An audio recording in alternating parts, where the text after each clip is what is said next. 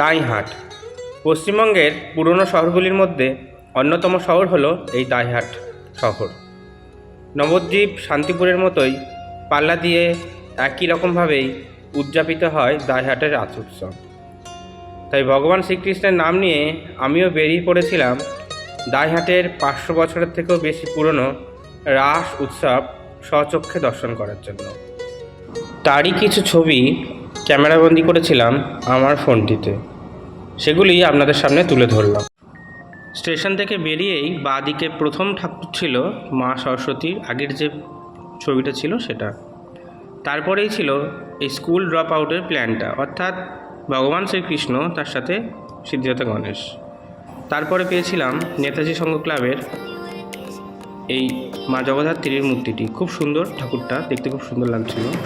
তারপরে রাস উৎসব বলে কথা, বাজনা তো একটু শুনতেই হবে, তাই একটু বাজনার ভিডিও করে সোজা চলে আসলাম মাতঙ্গিনী মাতার এই সুন্দর প্যান্ডেলটি আপনাদের সামনে তুলে ধরলাম।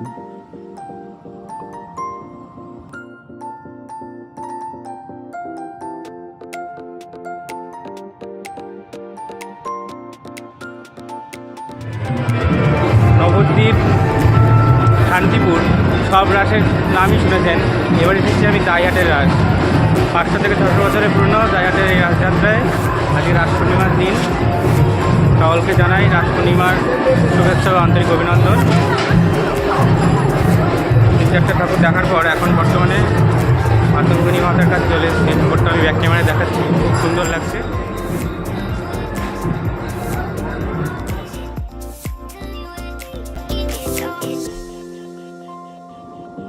এই প্যান্ডেলের সিলিংয়ে এত সুন্দর একটা এত বড় ঝাড়বাতি ঝুলছিল, যেটা জাস্ট অসম লাগছিল।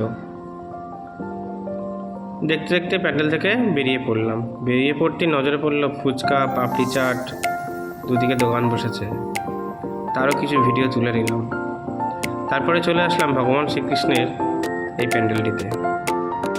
প্রতি বছরই এখানে বিভিন্ন রকমভাবে ভগবান শ্রীকৃষ্ণের মূর্তি তৈরি করা হয়। আর রাস উৎসব বলে কথা, রাস উৎসবে তো লাইটিং মাস্ট।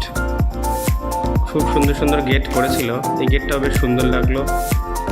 তারপরেই চলে আসলাম পরবর্তী প্যান্ডেলের দিকে।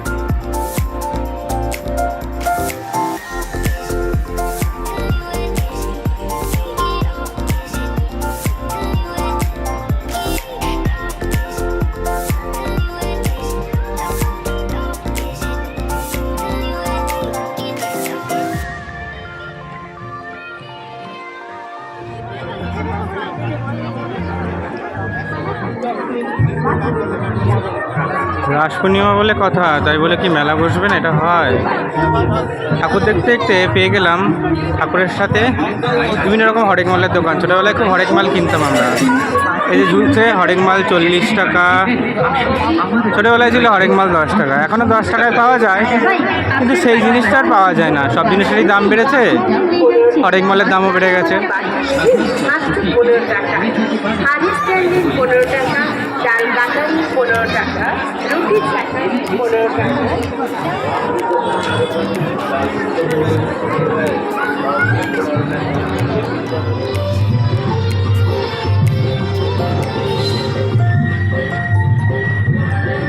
বেশ কিছু ঠাকুর দর্শন করার পরে যখন এই গলিটা দিয়ে প্রবেশ করলাম, তখন এই গাটা যেন কেন ছমছম করে উঠল।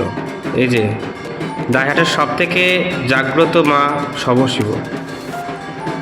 আমরা যখন গেলাম তখন যজ্ঞ হচ্ছে, আর এত সুন্দর মুহূর্তটা কি করে ছাড়া যায়? ভিড়ের মধ্যেই ঠেলাঠেলি করে সুন্দর করে চেষ্টা করলাম একটা ভিডিও তোলার জন্য। তাই সেই ভিডিওটা আপনাদের সামনেই তুলে ধরলাম। মায়ের যজ্ঞ হচ্ছে, সেটা সচক্ষে দর্শন করলাম। মায়ের কাছে সকলের জন্য প্রার্থনা করলাম, মা যেন সকলকে ভালো রাখে।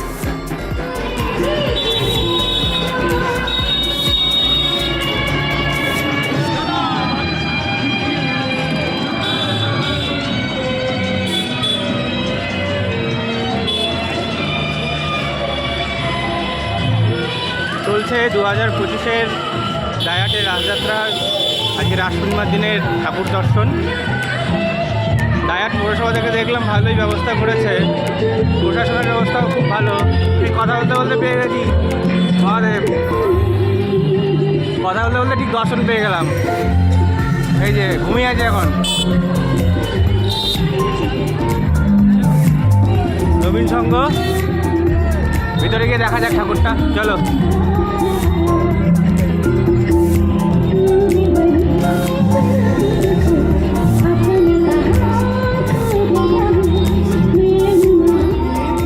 রাধে রাধে।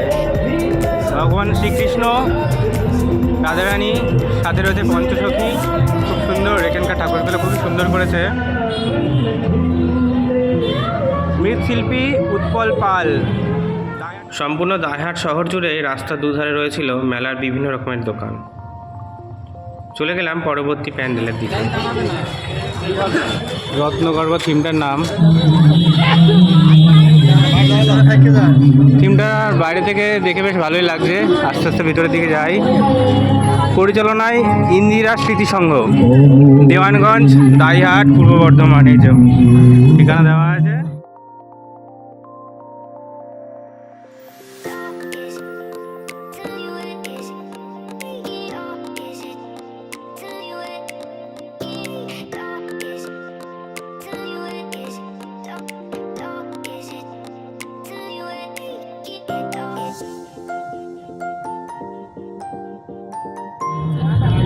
সতীদাহ প্রথা নিষিদ্ধকরণ, তার সাথে দেখতে পাচ্ছি বিভিন্ন সামাজিক সংস্কার তুলে ধরা হয়েছে ফিল্মটার মাধ্যমে।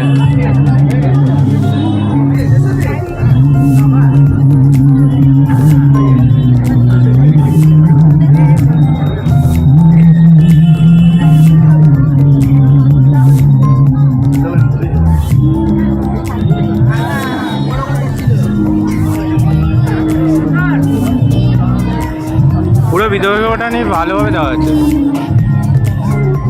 ডিসক্রিপটিভভাবে দেওয়া আছে।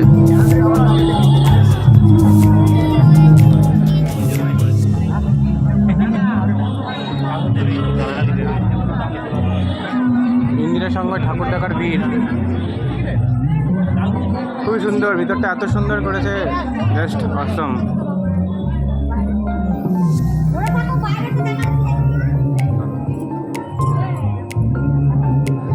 শ্রী গণেশ, সিদ্ধিদাতা গণেশায় নমঃ।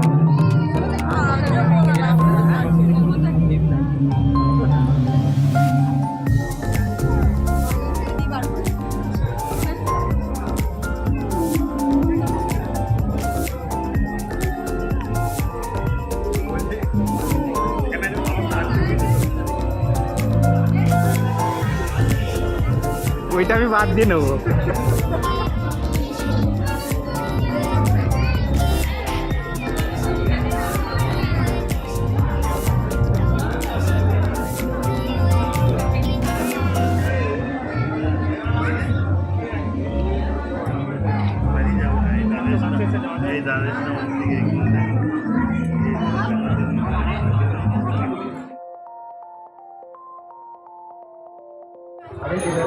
মায়ের অপরূপ রূপ।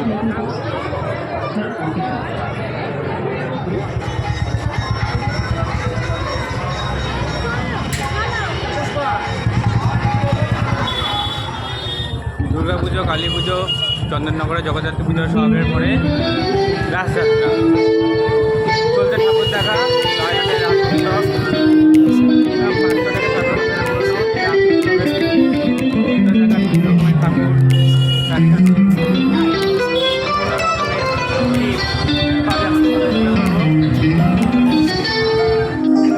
বাজনা তো আছেই, তার সাথে পাশাপাশি বিভিন্ন রকমের সঙ্গীত আয়োজন করা হয়। তারই একটা প্রতিচ্ছবি তুলে ধরলাম এই রাস উৎসবের।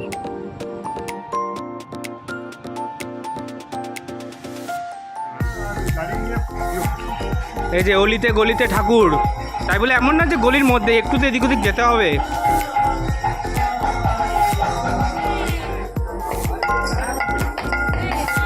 হরে কৃষ্ণ, রাধে রাধে।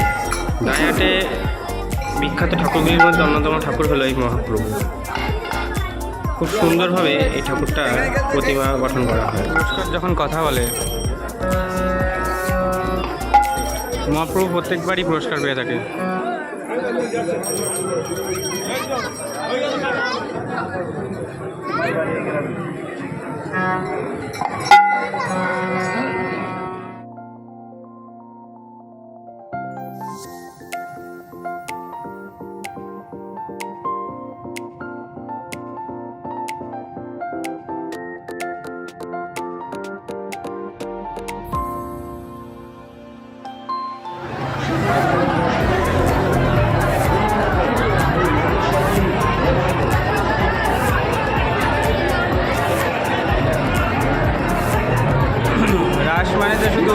ক্লাবে ক্লাবে পুজো হবে তা নয়, কিন্তু বাড়িতেও অনেক পুজো হয় দাইহাটে।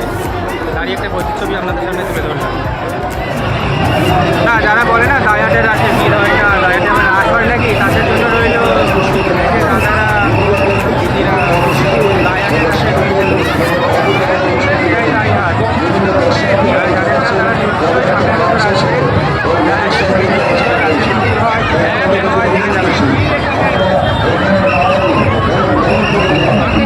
চলো চলো, সুন্দর একটা কি এই চিন্তা দেখার জন্য নটরাজ।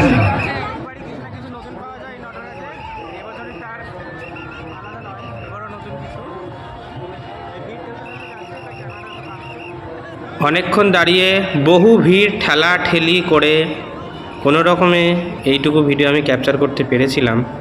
ভিতরে গিয়ে সুন্দর ভিডিও পেয়েছিলাম, সবটাই তুলে ধরলাম। এই নটরাজের এবছরের যে থিম হয়েছিল তার প্রতিচ্ছবিগুলি সামনে রইল।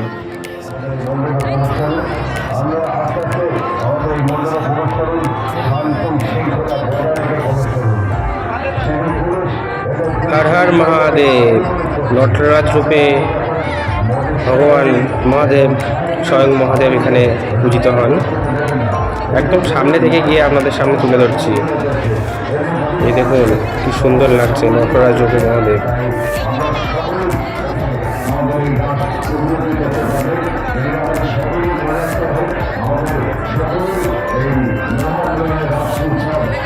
নটরাজ রূপে রয়েছে হর হর মহাদেব। এটা হলো থিমের ঠাকুর। অ্যাকচুয়াল যে ঠাকুরটা পুজো হয়েছে দেখাই, এই ঠাকুরটি পুজো হয়েছে, এটি হলো থিমের ঠাকুর। লাইটিংয়ে অপূর্ব, থিমটা শুধু লাইটে ভরা।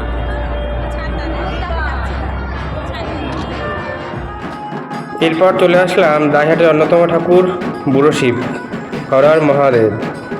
ভগবান শিবের এক অন্যরকম রূপ এই প্রতিমার মাধ্যমে তুলে ধরা হয়।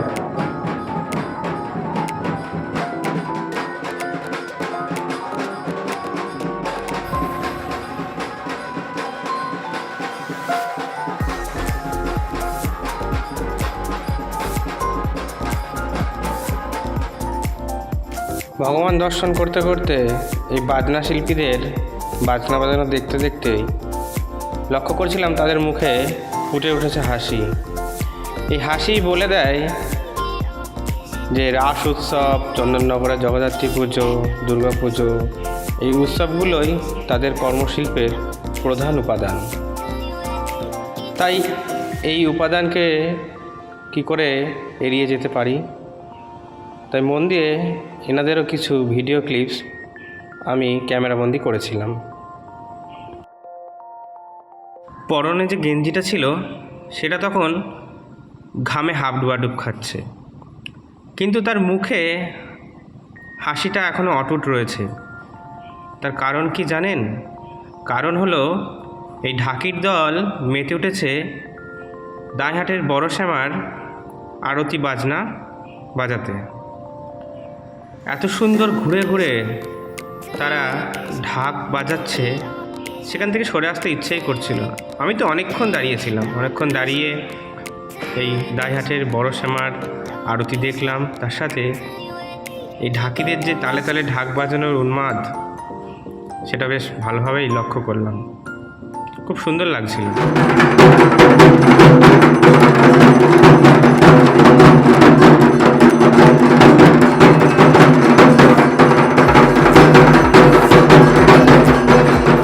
দাইহাটের বড় শ্যামা, কম বেশি সকলের কাছেই এই কথাটা জানা আছে।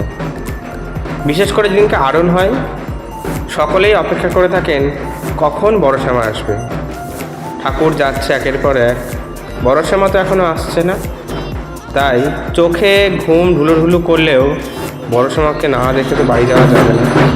সকলেই আরণের দিন অপেক্ষা করে থাকেন বড় শ্যামা কখন আসবে। মা এতটাই জাগ্রত, সকলের মনোকামনা পূর্ণ করুক মা, এই আশা রাখি। সবাই মিলে বলুন জয় বড় শ্যামা, জয় জয় মা।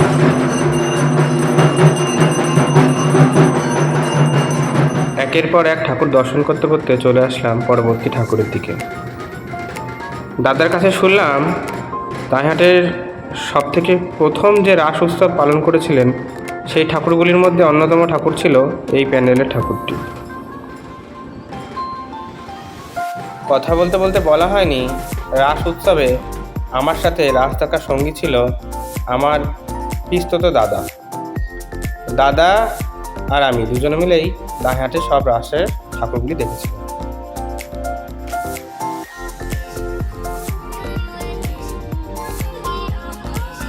এতগুলি ঠাকুর দর্শন করার পর যখন এখানে আসলাম, তার আগেই দাদা বলছিল, ভাই এই ঠাকুরটা দেখবি কত সুন্দর হয়েছে। আমি তো গিয়েই অবাক, এত সুন্দর সাজ ঠাকুরটার, আর এত চকচক করছে মা, সত্যি দুর্দান্ত। তারপরেই দাদার কাছে শুনলাম ঠাকুরটা বানাতে টোটাল মূল্য পড়েছে 55,000 টাকার মতো।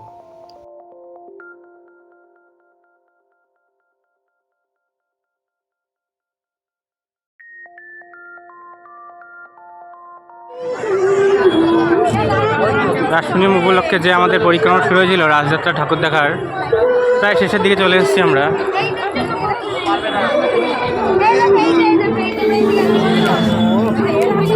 গণেশ ঠাকুরটা খুব সুন্দর লাগছে।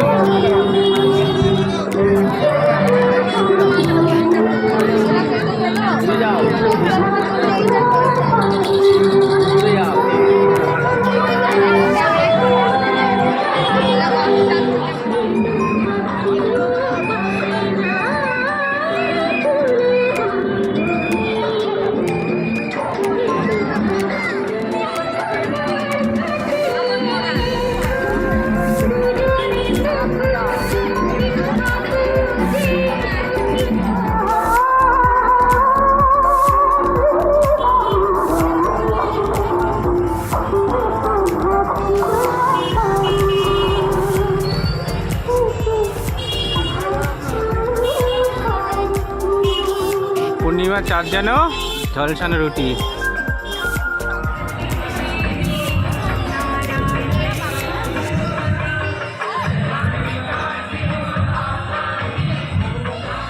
এই ভাইরাল কেরালার বাজনা, এই বাজনা দেখার জন্য দ্বিতীয় দিনে ছিল অঢেল মানুষের ভিড়। হাজার হাজার মানুষ, প্রশাসনের ক্ষমতা ছিল না এই ভিড়ে আটকানো, যে কারণে সম্পূর্ণ আরণটা হতে অনেক দেরি হয়ে গেছিল। বড়সেমা 7টার দিকে বিসর্জন হয়েছিল, সকাল 7টা, যেটা কোনোবারই হয়ে ওঠেনি। তাই এরকম অনেকই ঘটনা ঘটেছিল।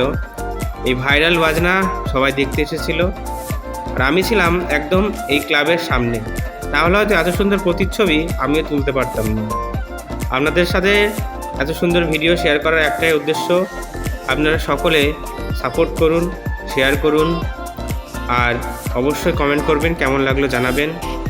সাথে চ্যানেলে নতুন হলে সাবস্ক্রাইব করে দিন। সকলে ভালো থাকবেন, সুস্থ থাকবেন।